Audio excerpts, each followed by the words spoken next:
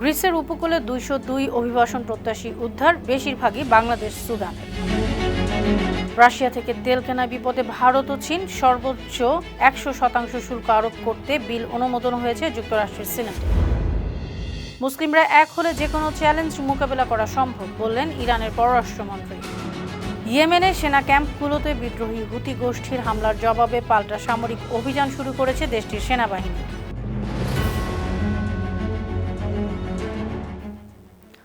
শুনছিলেন সংবাদ শিরোনাম। সবাইকে স্বাগত জানাচ্ছি বিশ্বজুড়ে প্রতিদিনে। বিশ্বের বিভিন্ন প্রান্তে সবশেষ তথ্য জানাতে আপনাদের সঙ্গে আছি আমি অনন্যা চৈতি। নৌকায় চড়ে ভূমধ্য সাগর পেরিয়ে গ্রিসে পৌঁছানোর সময় কয়েক ডজন অভিবাসন প্রত্যাশীকে উদ্ধার করেছে দেশটির কর্তৃপক্ষ। তাদের বেশিরভাগই বাংলাদেশ ও সুদানের নাগরিক, অন্যরা মিশরীয়। গ্রিসের সংবাদপত্র ডেমোক্রাতিয়া জানিয়েছে, লিবিয়া থেকে গেল বৃহস্পতিবার 40 জন অভিবাসন প্রত্যাশী বহনকারী একটি নৌকা গ্রিসের ক্রিটের দক্ষিণ পূর্বাঞ্চলের ইয়েরাপেত্রায় যায়। পরে উপকূলরক্ষী বাহিনী তাদের ইয়েরাপেত্রা বন্দরে নিয়ে যায়। এর কয়েক ঘন্টা আগে 112 জন অভিবাসন প্রত্যাশী আরও দুটি নৌকায় করে সেখানে যান। তাদের মধ্যে 31 জন সুদানের এবং 25 জন বাংলাদেশের নাগরিক। দ্বিতীয় নৌকাটিতেও 56 জন অভিবাসন প্রত্যাশী ছিলেন। তাদের মধ্যে 47 জনই বাংলাদেশের এবং 9 জন মিশরের নাগরিক। তাদেরকে অস্থায়ী আশ্রয় শিবিরে রাখা হয়েছে। রাশিয়া থেকে জ্বালানি তেল কেনার অভিযোগে ভারত ও চীন সহ কয়েকটি দেশের পণ্যে সর্বোচ্চ 100% শুল্ক আরোপ করতে বিল অনুমোদন হয়েছে যুক্তরাষ্ট্রের সিনেটে। শুক্রবার মার্কিন কংগ্রেসের উচ্চকক্ষ সিনেটে Russia and Iran Act of 2026 নামের বিলটিতে 100 সদস্যের মধ্যে 86 জন পক্ষে ভোট দেন। বিপক্ষে ভোট দেন 11 জন। ভোটদানে বিরত ছিলেন 3 জন সিনেটর। এই বিলটি প্রতিনিধি পরিষদে পাশ হলে হোয়াইট হাউসে যাবে। প্রেসিডেন্ট স্বাক্ষর করলে আইনে পরিণত হবে। আইন অনুযায়ী ইউক্রেন যুদ্ধের সময় নিষেধাজ্ঞা উপেক্ষা করে যেসব দেশ ব্যাপক মাত্রায় রাশিয়ার তেল ও জ্বালানি কিনে রাশিয়াকে সহযোগিতা করেছে, যুক্তরাষ্ট্র চাইলে সেসব দেশের বিরুদ্ধে 100% রপ্তানি শুল্ক আরোপ করতে পারবে। ইরান যুদ্ধ নিয়ে একদিকে তীব্র হুঁশিয়ারি, অন্যদিকে তোড়জোড় কূটনৈতিক তৎপরতা, সব মিলিয়ে চরম কোণঠাসা হয়ে আছেন মার্কিন প্রেসিডেন্ট ডোনাল্ড ট্রাম্প। এখন যুদ্ধ থেকে বেরোনোর কোনো সহজ পথ খুঁজে পাচ্ছেন না তিনি। তার সামনে দুটো কঠিন পথ আছে। একটি হচ্ছে ওমান ও ইরানের সম্ভাব্য মধ্যবর্তী চুক্তি মেনে নেয়া, অন্যটি হচ্ছে ইরানে আবারও কঠোর সামরিক হামলা চালানো। এটি করলে সংকট হতে পারে দীর্ঘস্থায়ী, এমন বিশ্লেষণ করেছে এক্সপ্রেস ট্রিবিউন। সাবেক মধ্যপ্রাচ্য মধ্যস্থতাকারী অ্যারন ডেভিড মিলার বলেছেন, ট্রাম্পের সামনে এখন খারাপ বিকল্পের লম্বা তালিকা। তিনি হয়তো বুঝতে পেরেছেন এই যুদ্ধ চালিয়ে যাওয়া যাবে না। ইরান যুদ্ধ বন্ধ করতে যুক্তরাষ্ট্রের উচ্চকক্ষ সিনেটে একটি যৌথ রেজলিউশন পেশ করেছেন দেশটির সিনেটররা। শনিবার মার্কিন সিনেটর জন হিকেনলুপার সামাজিক মাধ্যম এক্সে লিখেছেন, আমরা প্রেসিডেন্ট ট্রাম্পের অবৈধ ইরান যুদ্ধ থামানোর জন্য একটি প্রস্তাব উত্থাপন করেছি।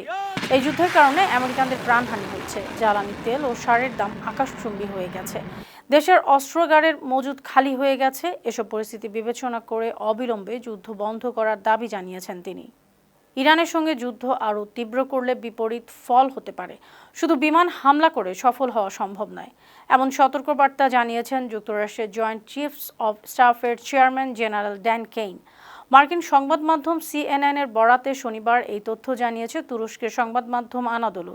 প্রতিবেদনে বলা হয়েছে, ড্যান কেইন সংঘাত কমানোর পরামর্শ দিয়েছেন। বিষয়টি জানেন এমন 3 জন সিএনএনকে এসব তথ্য জানিয়েছেন।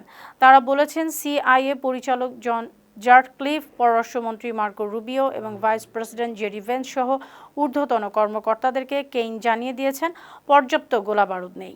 এ কারণে যুদ্ধ বিমান দিয়ে দীর্ঘমেয়াদী সংঘাত চালিয়ে যাওয়ার সক্ষমতা কমে গেছে। ইরান যুদ্ধের কারণে মার্কিন বিমানবাহী রণতরী ইউএসএস লিঙ্কনের নাবিক ও মেরিনরা 259 দিন ধরে সাগরে আছে। তারা মানসিক স্বাস্থ্য খাবার সংকটে আছে। এই নাজুক পরিবেশের কারণে স্বজনদের তোপে পড়েছেন মার্কিন নৌবাহিনীর শীর্ষ কর্মকর্তারা। সান ডিয়েগোতে এক বৈঠকে ভারপ্রাপ্ত নৌবাহিনী সচিব হাং চাওয়ের কাছে জাহাজে থাকা 5,000 সেনার সুপেয় পানির অভাব, শৌচাগারের সমস্যা, খাবারের ঘাটতি নিয়ে ক্ষোভ জানিয়েছেন প্রায় 200 পরিবারের সদস্য। গত বছরের 21 নভেম্বর সান ডিয়েগো ছাড়ার পর রণতরীটি 259 দিন ধরে মোতায়েন আছে। ভারপ্রাপ্ত নৌবাহিনী সচিব জানিয়েছেন, সমস্যা সমাধানের জন্য আরেক রণতরী ইউএসএস থিওডোর রুজভেল্টকে মধ্যপ্রাচ্যে পাঠানো হচ্ছে।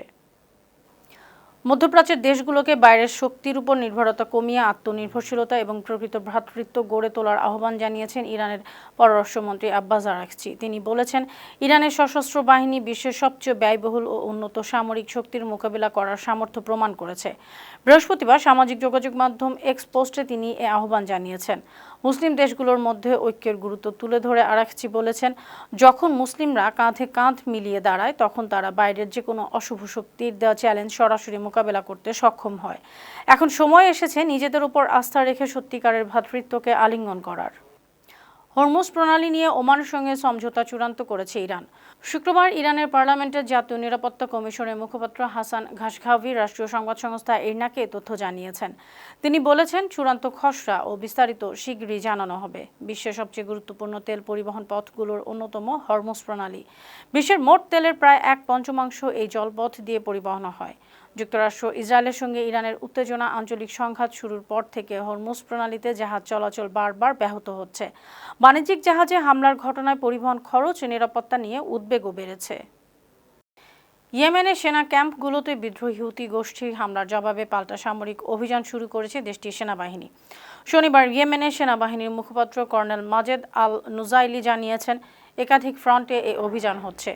গত বৃহস্পতিবার হুতিদের চালানো ব্যালিস্টিক ক্ষেপণাস্ত্র ও ড্রোন হামলায় সেনাবাহিনীর 17 জন সদস্য নিহত এবং আরও অনেকে আহত হওয়ার পর এই অভিযান শুরু হলো। সেনা মুখপাত্র অভিযোগ করেছেন, হুতিরা বিদেশি এজেন্ডা বাস্তবায়ন করে ইয়েমেনকে আঞ্চলিক সংঘাতে জড়িয়েছে, দেশের অর্থনীতি ধ্বংস করছে, সাম্প্রদায়িকতা ছড়াচ্ছে।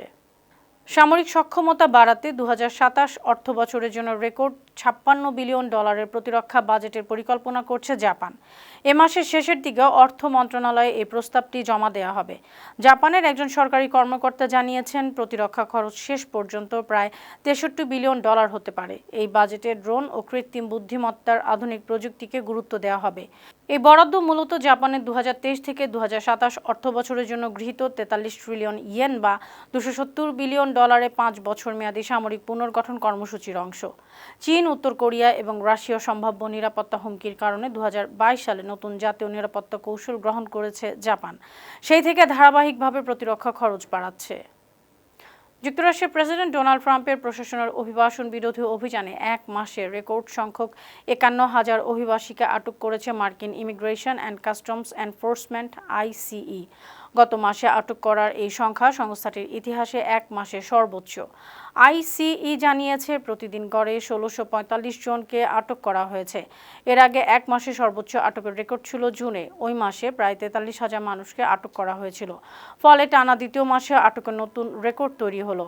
আইসিই ও হোমল্যান্ড সিকিউরিটি বিভাগ জানিয়েছে, আটকের পাশাপাশি বহিষ্কারের সংখ্যাও বেড়েছে।